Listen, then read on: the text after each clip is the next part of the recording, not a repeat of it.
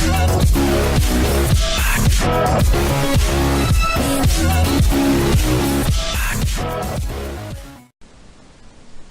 up everyone, it's Bucky and welcome to your 6th Python tutorial. And in this tutorial I'm going to be teaching you guys what strings are. Now actually I've already used strings a bunch in my last couple tutorials, but now I'm going to actually tell you guys that they actually have a name, and I'm saying actually a lot, so get used to it. So whenever I did something like I typed out just like a bunch of characters like hey now, that's a string. And it gets its name because a string is a string of characters, just a bunch of characters in a row, or it can be even a single character, it can stand alone. Now as you can see, this one used double quotes, but you can also type them in single quotes, same thing, and it's still a string. It doesn't really matter if you use double quotes or single quotes when you're using a string or quotes. It's the same thing, but in some cases Python is not going to understand if you don't use them in a particular way. So let's say for example you have conjunction like he's a jerk. See, you have the single quote right here, so that means that since you have a single quote in your actual string, you can't put single quotes around it like this. You can see the problem is pretty clear right here.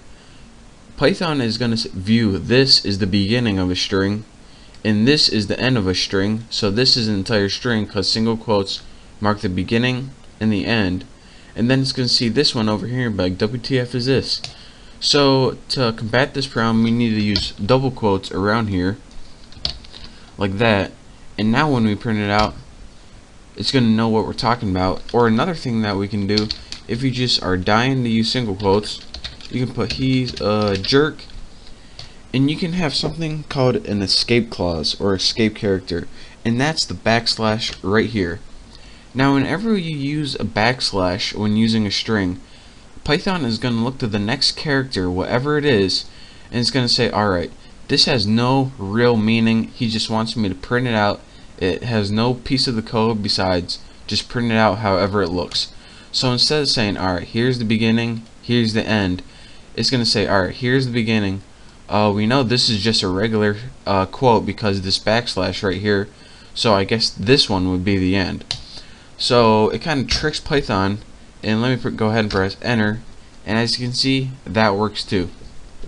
And it isn't only useful when you're working with single quotes like that. It's really also useful whenever you have a double quote like Bucky said, and then you have these little things like what quotes are really used for. Hey now, he said that to me. See, in this case, if you put quotes around here and try to print it out, now this whole thing in here is a sentence. It just has double quotes in part of the sentence. Now these double quotes aren't part of the Python programming language, but Python doesn't know that.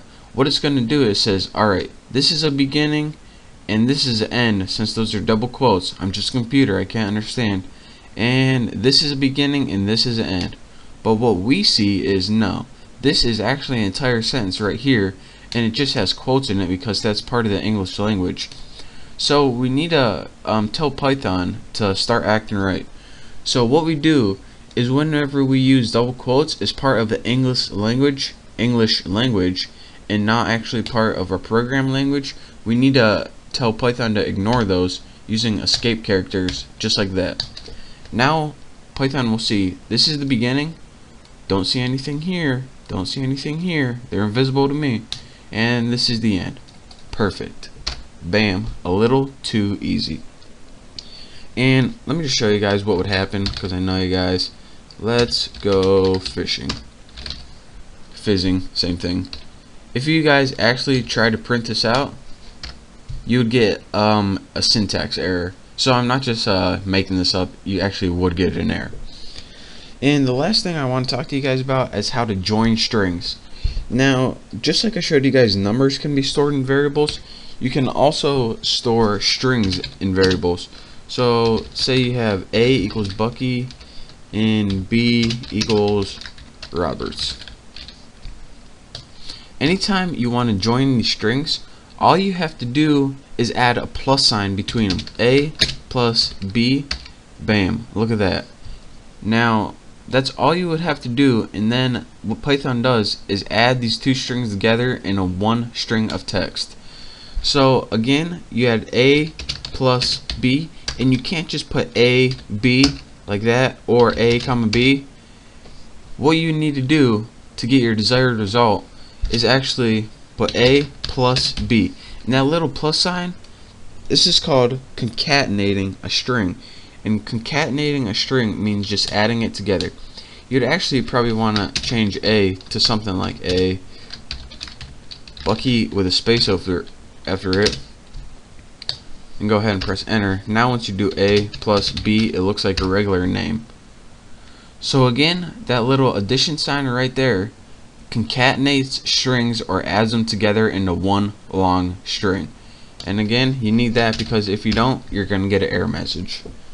So that is pretty much the basics of strings. I know it's kind of boring, but I needed to tell you guys it, or else you'd be lost in the future.